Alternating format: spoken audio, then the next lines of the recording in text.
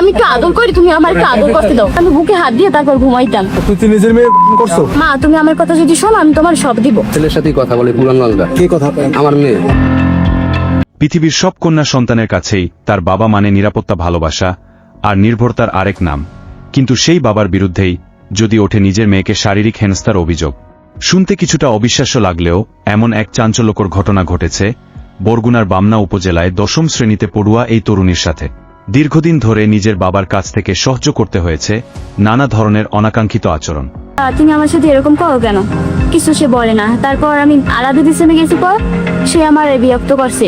3 দিন ভালো ছিলাম, 3 দিন পরে সে আমার বুকে হাত দিছে। পর আমি আলাপ পাইছি। তারপর আমি তার 4টা আঙ্গুল ধরে মানে ছিটে দিছি পর সে উদ্ভূত হয়ে উঠতে সে বাইরে গেছে। আমি ভয় পাই শুয়ে পড়ছি। ভুক্তভোগী তরুণীর দাবি, ছোটবেলা থেকেই বাবার কাছ থেকে ভালোবাসা পাননি তিনি।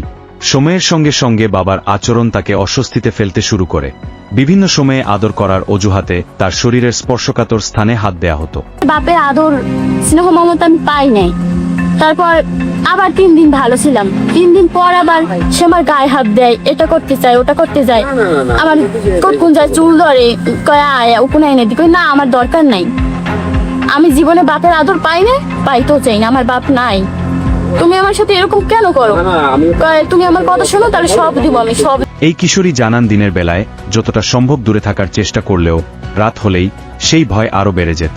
এমনকি আতঙ্কে নিজের বুকের উপর হাত রেখে ঘুমানোর চেষ্টা করলেও ঘুমের মধ্যেই বাবা তাকে শারীরিকভাবে হেনস্থা করতেন বলে অভিযোগ করেন তিনি। আমি সেদিন একটু সচেতন থাকছি যে না কিছু ঘটনা করতে পারে। তারপর আমি বুকে হাত দিয়ে তারপর ঘুমাইতাম। ওই দিন আমার এক হাত ছড়াইছে, আমি আলাপ পাইনি। পরে যেই হাত ছড়ান ধরছে আর ওই দিন আমার বুকে হাত দিয়েছে পর তারপর আমি সিট করে মেরে মারে বলা নিছি, আম্মু আমার বাঁচাও। এই তরুণী জানান বিষয়টি তিনি একাধিকবার তার মাকে জানিয়েছিলেন, কিন্তু বিভিন্ন কারণে বিষয়টি এড়িয়ে যাবার চেষ্টা করেন তার মা। এমনকি স্থানীয় গণ্যমান্য একজনকে জানানোর পরেও বাবার এসব অপকর্ম হাতে নাতে ধরার পরামর্শ দেন তিনি। আম্মুরও বলছে সকালবেলা, তারপর বলে আম্মু বলে কি কয় যে আম্মু আমি কই আম্মু আমার এরকম ধরছে। আমার আম্মু কয় কি কয় আমি জানাময়। তারপরে রেজাউল কাকা তার স্ত্রী জানাইছে, সে বলছে কি কয় হাতে নাতে ধরো।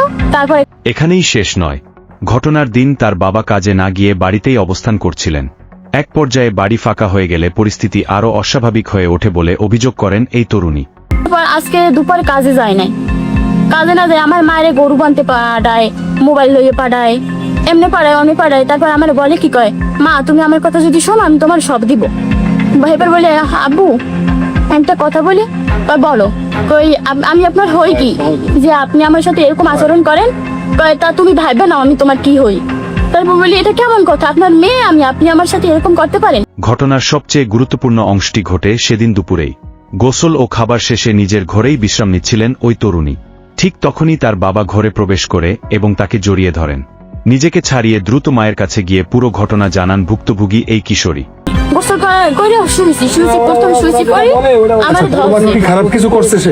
না সে করতে পারে নাই, কিন্তু চেষ্টা করছে শুরু করে আমার জড়িয়ে ধরছে পর আমি সিটে বাইরে লাঠি মাইরা তারপর বাইরে চলে গেছি।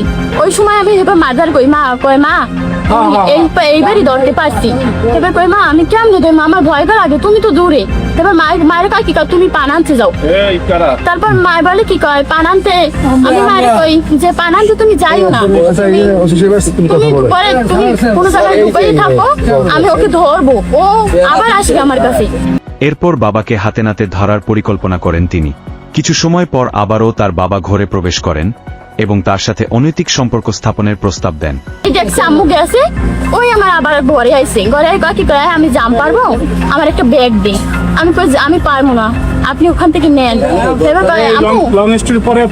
তুমি আমার কথা শোনো। তারপর আমি বলি কি শুনবো, আম্মু তোমার আমি একটু আদর করি, তুমি আমার একটু আদর করতে দাও। তুমি আব্বু এসব তুমি কি বলতেছো? তারপর আমি চিৎকুর মাইরা আম্মুরে বলাইয়া তারপর তার ছিঁড়ে মেয়েরা চলে গেছে আপু ধরে যে গেছি। এবার পাখি কয় আমি তোর কি করছি তোর দ্বারা একটা ব্যাগ চাইলাম, তুই এইসব বলতে পারো? আমার মান সম্মানকে তুই খাবি? আমি তো কান্দি, আমার ভয় লাগছে অনেক, আমি কিছু করতে পারি নাই। তবে নিজের বিরুদ্ধে আনা সব অভিযোগ অস্বীকার করেছেন অভিযুক্ত বাবা। তার দাবি মেয়ের সঙ্গে এক যুবকের প্রেমের সম্পর্ক রয়েছে। সেই সম্পর্কের বিরোধিতা করায় তাকে ফাঁসানোর জন্য এসব অভিযোগ আনা হয়েছে।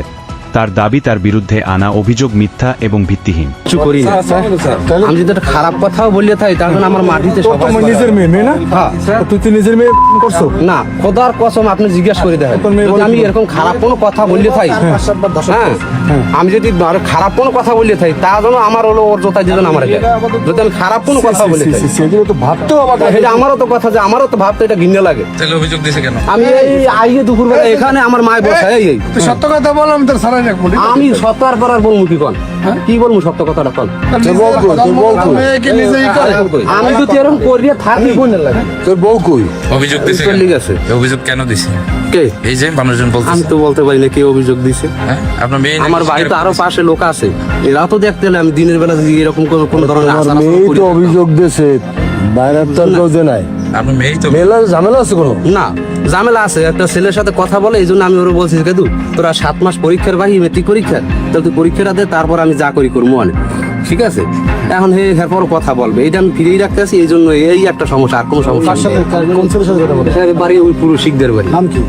ছেলের নাম জানি না, আমি সব জানি আমার মেয়ে মেয়ে পরে কই তোমার? মাদ্রাসা মাদ্রাসায় পড়ে? মাদ্রাসা। বুঝতে পারছি মাদ্রাসা। ওই আমার ঘরে একটা আছে টাচ পয়েন্ট, সেইটা ওর মা চালায়, সেইটাও চালায়। হেঁটে দিয়ে কথা বলছে? সে মোবাইল কো? সেটাও ওর মা নিয়ে গেছে, আমারটাও নিয়ে গেছে। এদিকে কিশোরীর অভিযোগের ভিত্তিতে আইন শৃঙ্খলা রক্ষাকারী বাহিনী অভিযুক্ত বাবাকে তাদের হেফাজতে নিয়েছে। তোমার মেয়ের বয়স কত? মেয়ের বয়স এখন 16তে রানিং চলে। 16 তে কারাতে কাটে কত চলে কিন্তু। আচ্ছা, তাহলে এই মেয়ে যে তোমার বাবার বিরুদ্ধে ধর্ষণের অভিযোগ আনে এমনিতে হয়ে, এটা কেন করে? এখন এটা তো আমি বলতে পারি না স্যার। মৃত্যু। তাই মেয়ে পরে কোন ক্লাসে? 10 ক্লাস 10-এ পড়ে। এই সে তো মোটামুটি লেখাপড়া করে, বোঝে। একটা বাবার বিরুদ্ধে সন্তান কখন ধর্ষণের অভিযোগ আনে সেটা বলো। তখন মেয়ে ই করতে না পারে তখন। তাহলে তোমার বিরুদ্ধে কেন অভিযোগ আনলো? এখন সেটা তো স্যার আমি বলতে পারি না, কিন্তু আমি যে এরকম ধরনের কোনো কাজ আমি আমার দ্বারা সম্ভব না।